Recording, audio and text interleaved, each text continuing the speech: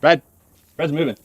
There's a huge black mark. Could an anvil stop a bullet? We have an anvil made of wrought iron from 1909 sitting here in front of us. It is how many pounds, Zach? Like 145, I think. 145 pounds. This thing is unbelievably heavy. It's unbelievably dense, and I am really interested to see what happens when we shoot it with every single thing that we have. And Fred is too. Fred's life is on the line. Are we gonna turn it and shoot the face, since this is the area that was designed to withstand the hammering? Yeah, I think we should tilt it up and shoot the top of it right here. Okay, so we're gonna shoot the top of it, and we're gonna work our way up all the way up to a 50 cal and see what this thing can stop. So these are used by metal workers to forge weapons, and now we are going to shoot it with weapons. Like used by like blacksmiths? Yeah, or you know, white ones, Mexican. You don't have to bring race into it. So we're going to start small, and we're gonna work our way all the way up to a 50 cal. We'll see if Fred survives this video. My guess is he will, unless I miss the anvil, in which case he will not. All right, we have our anvil turned toward us, so we're gonna shoot this part, which was designed to be able to withstand the most force. So old blacksmiths used to call this the flat top, and then this was the rhino spear. Is that right? Yep, flat top rhino spear, or elephant trunk. We have our Glock 19 here. We're starting with a 9mm full metal jacket. See what happens to our anvil. We're skipping the 22. It is not going to even leave a mark on the anvil. Starting with a 9mm. All right, here we go. Glock 19 against our anvil. Sorry. Glock 19 is the only one that I feel very confident in, so we were able to get a good shot with it. You can see the lead splattered straight out right here, and it did not do anything. What do you think that is? Is that just the lead just plastered on there? It's almost like a bulge. Yeah, I think the bullet kind of just... Oh, what did I tell you? Sorry, I forgot. Stop talking, touching. So yeah, did not leave a divot, really just left a mark on the outside. Fred's fine. Let's move up. 9mm did nothing. We're moving up to our M&P 10mm. We have a round of this full metal jacket, much more powerful than the 9, and see what this one does. I'm expecting a little dent in this one. Little tiny dent? Yeah. All right, here we go. Here's our 10mm. Firing. What was that? Sounded like it ricocheted and came about 2 feet away from hitting us. No, it's probably nothing. All right, 10mm hit right here, kind of similar to the 9, but you see how the 9mm, you see that lead right there in the center? That's kind of bulging out. 10mm didn't have that. Maybe it just hit so hard that it just kind of bounced right off. Did not go through. There's really not even a dent in our anvil. Fred's still fine. Let's move up. Found it. What do we want out of the Boxo handguns here? Do we go 44 Magnum? 44 Magnum. Did I ever tell you that this is the same gun that I used to get that bear in Alaska? Repeatedly. Over and over and over again. He's coming right at me. Been He told. was at a zoo. We have a round here. I'm expecting it to be similar to the 10mm. See what happens. Okay, here we go. 44 Magnum against our anvil. Nice shooting. Sharp shooter. Here's our 44 Magnum. Wow, dude, it is not doing anything. Looks very similar to the 9 and to the 10mm. 44 Magnum did nothing, and that is a powerful round. I actually took down a bear with one of them one time. All right, we have our Desert Eagle ready to go, made in the USA, shooting a round of full metal jacket 50 Action Express, the biggest handgun that we own. Let's see what it can do. I'm expecting a small divot this time. I think we're finally gonna get a little divot that we've been looking for. It's got to. All right, here we go. Here's our Deagle against our anvil. You got ears? Mm-hmm. All right, firing. Casing always hits me in the face. Love that. Can see that. Is there a mark? Here's our hit from the Deagle. Man, it's plastered on here, similar to the 9mm. So no dent, no divot, plastered out. There's still a piece of the bullet on there. Did nothing. Fred is completely fine. No handguns could do anything. This might be the hardest object that we've ever shot. Wow. All right, we're back at the warehouse, and we're gonna take a little break. We're gonna give all the men out there exactly what they want, which is dropping heavy objects from tall heights. So we have the forklift out. I'm gonna pick up the anvil, and we're just gonna drop it and see what happens. Go in a little more. There you go. How high does it go? I don't know. Men are simple creatures. They just want one thing: drop heavy object from tall height. Somebody's got to do it. It goes pretty high. Will it stop automatically when I can't go any higher? It'll stop automatically, so it'll cap it. Can you take me higher? Can you to a place where... We are now going to drop our anvil on 4 pallets and see how many it can go through. I feel like a bomber pilot. 3, 2, 1. All right, you ready? Yep. All right, here we go. 3, 2, 1.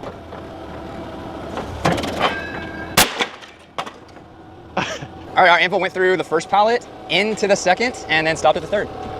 Now you know, I aim to serve. All right, we're back down here at the range. We have hit it with our handgun so far, and we've dropped it from the top of the forklift. It's still in excellent condition. It's a little bit scuffed up, but nothing has even made the slightest dent on the outside from the guns that we've shot at so far. So next up, we have our 12 gauge. We're shooting a slug, and then after that will be rifles. You guys know the drill. Every time I shoot a 12 gauge, I do a behind the back trick shot and see if I can get it in the chamber. I've never gotten it. Maybe today will be the day. That was like a triple Tapper. Triple tap. Didn't go in the chamber though. Nope. You're 0 for what, like 12 at this point? Not keeping score, are you? What is it Michael Jordan says? It's not about, it's like 100% of the shots that you don't take. It's about the shots that you do. Is that, I don't think that's quite right. Yeah, that was MJ. All right, here we go. 12 gauge against our anvil. All right, firing. Here's our slug, massive wide mark on here. So it's almost like the outer layer of this maybe got penetrated, but I mean, there's no dent. Really, the slug bounced right off. Fred is leaning forward. He's like so confident. He got a little ant on his shirt, little ant friend. Yeah, I guess there's an ant on him. I was just pointing it out. No, yeah, that's nice. I bet there's an ant over here in the grass. Should we pause the video and go check it out, Zach? Should we go follow the ant's day? All in all, though, our anvil is holding up. I think his hand might have got... Zach, I do not need to hear any contribution that you have. Sorry. No more. Understood. So I was thinking, like, his hand right here, you can see the slug hit, and then that shrapnel came out and then, like, really peppered his hand right here. That's pretty interesting. So people are always like, Parker, how do you get these 6 slow-mo shots? I mean, what is this? Discovery Channel? So I thought I'd give you guys a breakdown of my rig, all you, like, tech people out there. This is the setup here. And then we're working with an iPhone 12, like 2017. And it has a broken camera lens. There's a ricochet incident that happened. We're moving up to our AR-15. We have a round of green tip 5.56 making its return. It's been a while since we shot this one. And we should get our first penetration of the day. Expecting a little divot or something? I'm expecting at least a divot from this thing, just because it's a penetrating round. The hard things that we've shot in the past, once we move to the AR, we usually get something, especially a green tip. So a ton of people are wondering, what does the green tip signify on a green tip 5.56? And the main difference between a green tip 5.56 and then a regular 5.56, if you get close, Zach, you'll see that these actually have a little green on the tip. So that's primarily gonna be your difference. All right, here we go. This is our green tip 5.56 against our anvil. Firing.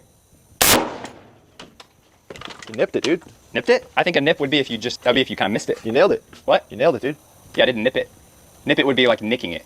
Stop. Really just kind of nipped it right here in the front. There's just like a tiny little divot. So that's surprising. That's the smallest little mark that I've ever seen the green tip 5.56 have on anything that we shot. Look how shiny it is around it though. That's definitely the shiniest mark that we have so far.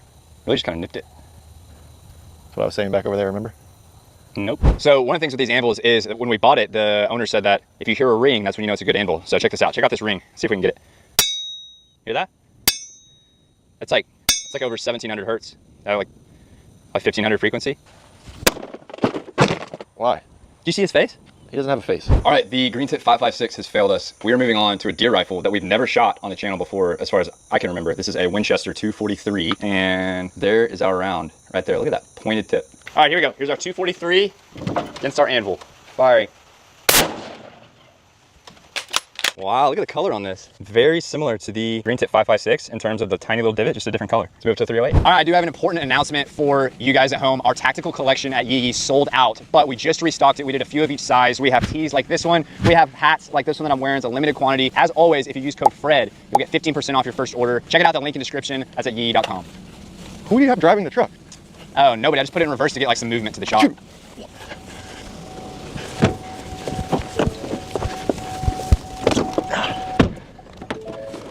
You can't do that. It'd be a good shot. All right, folks, we are moving up to our gold scar. We have around a 308 here. All right, here we go. Here's our scar against our anvil. All right, you ready? Mm-hmm. Barely hit it on the right. You nipped it. Fred might call straight here, man. Look at this. He's moved, right? He was not like that, was he? Or maybe he was. Oh, look. He might have shifted. Look at that. That is easily our biggest divot so far. I wonder if it's because I hit the edge, and so that's why I did that, or if it would have done that anyway. So there you go. We finally have a little bit of penetration. Something interesting happened. Fred is still clean though. He's still good. His hand has taken a beating though from these rounds hitting the anvil, and he's just getting plastered here with that fragmenting bullet. But yeah, really interesting entry. Let's hit it with the 450 Bushmaster, and then we'll hit it with the 50 cal, see what happens. All right, so this was our 243. This is our 308 that left that significantly bigger divot. And then here's the 450 Bushmaster, which is not as tall, but it is even fatter than both of those. So we'll see what the 450 does. Here we go, 450 Bushmaster against our anvil. See what happens. I think we'll get a nice little dent. All right, firing. All right, 450, I mean, kind of wide. Honestly, it's kind of similar to the handguns. There is a little divot, but didn't do much. 308 was way more interesting. It's time. It's time. For lunch and water break? No, you do not get any water breaks. It's time to move up to the 50 cal. You're gonna see how our anvil holds up against the biggest gun we have to offer. I haven't had anything to drink in 7 hours. Let's do this. We have Fred and our anvil moved back to 100 yards all the way to the end of the range, and we have our anvil angled slightly to the side to protect us from any kind of ricochet, and we are going to hit it with the standard round of 50, and then we're gonna hit it with the API round and see how it holds up. All right, I'm gonna go get suited up, and then What do you mean? we'll hit it. I gotta get geared up. I gotta get clearance from Eagle One. It's a big process. A lot of people don't realize behind the scenes. It's gonna be a long ways away. You're probably not gonna see it well on Zach's piece of junk iPhone. So we're gonna set up the slow-mo camera up close so you can get a good look. All right, we are about 100 yards back, and we're about ready to hit it with the 50. What's up with the shades? Oh, these are my matrix shades. All right, here we go. We are 100 yards out. We are in the prone. We are ready to fire. Eagle One, this is Ghost Rider requesting clearance to engage. Roger. Green light to Ghost Rider. All right, here we go. This is a 50 cal against an anvil. Hang on, Fred.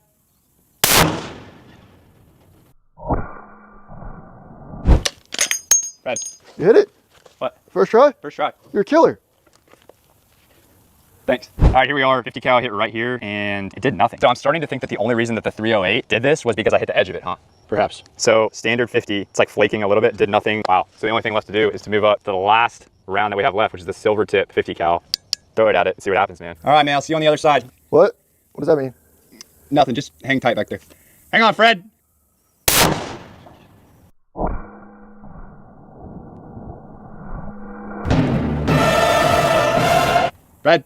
Fred's moving. There's a huge black mark on it. I could see the charring from back there, and look at this. It came all the way up here. Look at the charring on the outside, and then we have a crater right here, but it did basically nothing, man. It went in like maybe half a centimeter, tons of charring. Fred is fine. So you can see his hands did take a beating today from the rounds exploding outwards, but dude, he's fine. Maybe some nicks to the hands, but Fred survives. Standard round of 50 and the silver tip 50. Anvils, man, are ridiculously durable. The only evidence of any damage was the 308 here on the side, and then the little crater from the silver tip 50 cal. Other than that, add the anvil to the items that stopped every gun that we had. Fred, it is your lucky day. You survived the video. Thank you guys for watching. We'll see you in the next one. You're supposed to say yee. What is it? And you take me higher. Meow, meow, meow. Coming.